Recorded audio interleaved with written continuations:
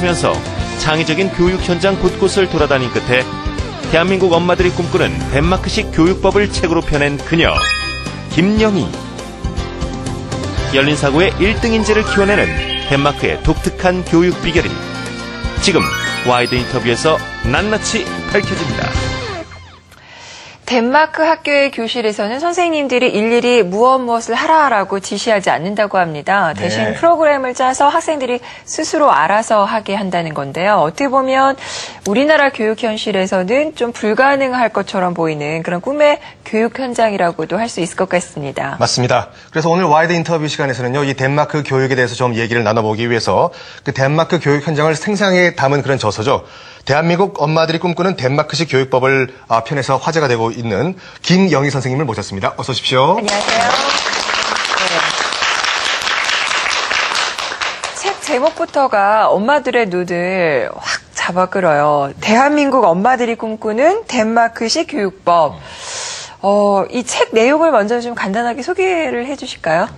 덴마크에서 보고 듣고 느낀 거를 쓴 건데 이제 저희 아이들은 다 컸지만 저도 아이들 키울 때 굉장히 고민했던 거 그런 게 많아서 덴마크에서 특히 그 교육에 관해서 유심히 보게 된 것 같아요. 그래서 이제 그걸 쓴 겁니다. 그러면 이 덴마크식 교육법 이 저서 여러 가지 방법이 있을 텐데 이 책을 쓰신 계기는 또 뭐가 있을까요, 선생님? 제가 덴마크에서 봤을 때는 이렇게도 아이들이 잘할 수 있구나.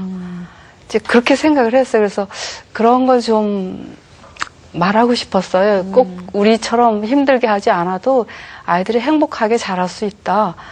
그렇다고 해서 결코 국가 경쟁력이 떨어지는 것도 아니다. 그래서 이런 사회도 있으니까 한번 보고 다 같이 생각을 좀 해보자. 그런 말을 하고 싶었어요. 지금 책의 내용을 보면은 덴마크 학교에 없는 두 가지가 바로 이 점수와 등수다라는 내용이 눈에 확 띄거든요.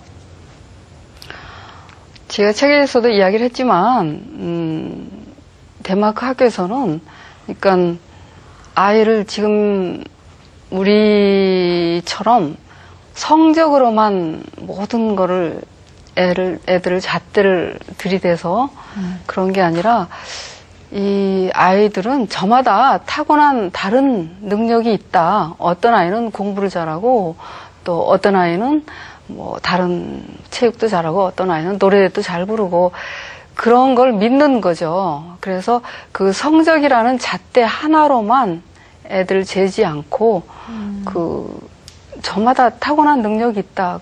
그래서 비교하지 않는 거. 그게 그래서 한 가지 잣대로만 재지 않으니까 점수도 매기지 않고 등수도 있을 수가 없죠. 근데 지금 방금 우리 선생님께서 말씀하신 걸 들어보니까요. 그러니까 지금 포인트가 없고 등급이 없다고 하는 것은 컴페티션, 경쟁이 없다는 것인데 만약 경쟁이 전혀 없어져 버리면 학생들 사이에서 내가 열심히 공부해도 안 해도 된다는 안일함이 좀 생기지 않을까라는 우려가 들거든요. 쉽게 말해서 좀 실력이 떨어지지 않을까 이런 걱정도 되고요.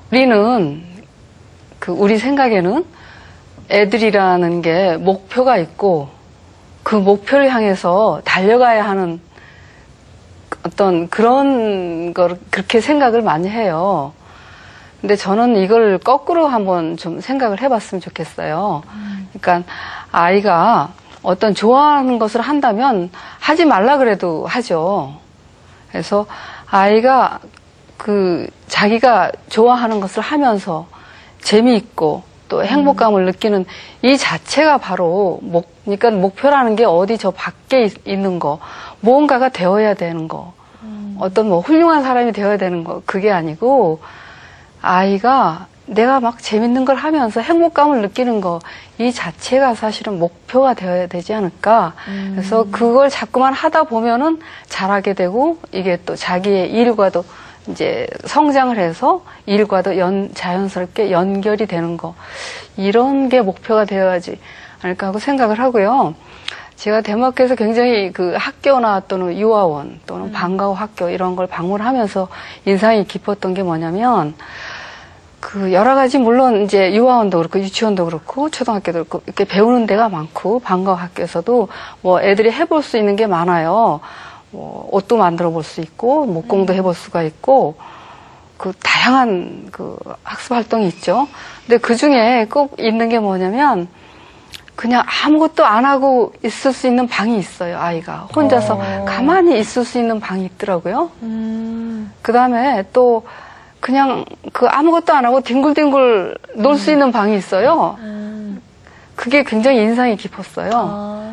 그래서 그 아이나 또는 뭐 물론 청소년도 그렇지만 목표를 향해서 열심히 또 달려가는 아이도 있지만 어떤 아이 또는 어떤 시기에는 그 아무것도 안 하고 그냥 좀 뒹굴거릴 수도 있는데 그게 그 사회에서는 인정이 되는 거예요. 우리 같으면 아 너는 왜 이렇게 아무것도 안 하고 있느냐 어떤 불안감이 있을 텐데 거기서는 그게 당당히 인정이 돼요. 아무것도 안 하고 그냥 가만히 있을 수 있다는 게. 근데 그게 전체적으로 다 그런가요? 아니면 어느 학교는 그렇고 또 어느 학교는 안 그렇고 좀 근데 제가 방문했던 그 유치원 네네. 뭐 다른 애들은 열심히 뭐 놀기도 하고 네네. 뭐도 하고 그러는데 그냥 조용히 있을 수 있는 방이 있고 네네. 또 학교를 가봤는데도 그냥 뒹굴뒹굴 가만히 있는 방이 있더라고요. 그다음에 또 방과후 학교 가면 다양한 그 여러 가지 체험을 할 수가 있는데 그 중에서 꼭 한 칸은 그냥 아이들이 뒹굴거릴 수 있는 방, 아무것도 안 할 수 있는 방. 그러니까 뭐 여러 가지 하는 것과 똑같이 안 할 수 있는 애들이 자유가 있는 거죠. 그러니까 경쟁도 좋긴 좋지만은 네. 그러니까 획일화된 경쟁, 누구나 다 경쟁시키려고 밀어붙이는 것은 안 좋다 이렇게 말씀하시는 거죠? 그렇죠. 근데 저는 그 아이들이나 또는 물론 어른도 마찬가지예요. 어떨 때는 좀 비호해할 때가 있잖아요.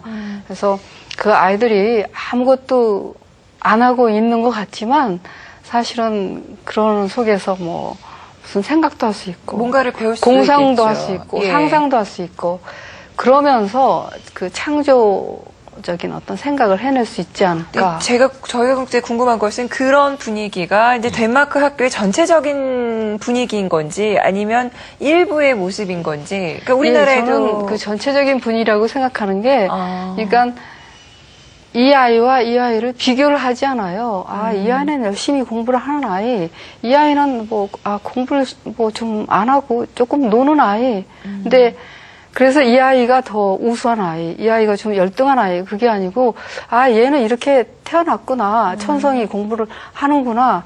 얘는 좀 뒹굴뒹굴 하는구나. 하고 이걸, 그러니까 당당하게 인정을 해줘요.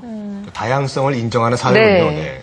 근데 이제, 그 경쟁력, 국가 경쟁력을 굉장히 이렇게 이야기하면 걱정을 하시는데, 제가 생각하기에는 어느 쪽이 더 길게 본다면 진정한 경쟁력이 있는 건지, 그러니까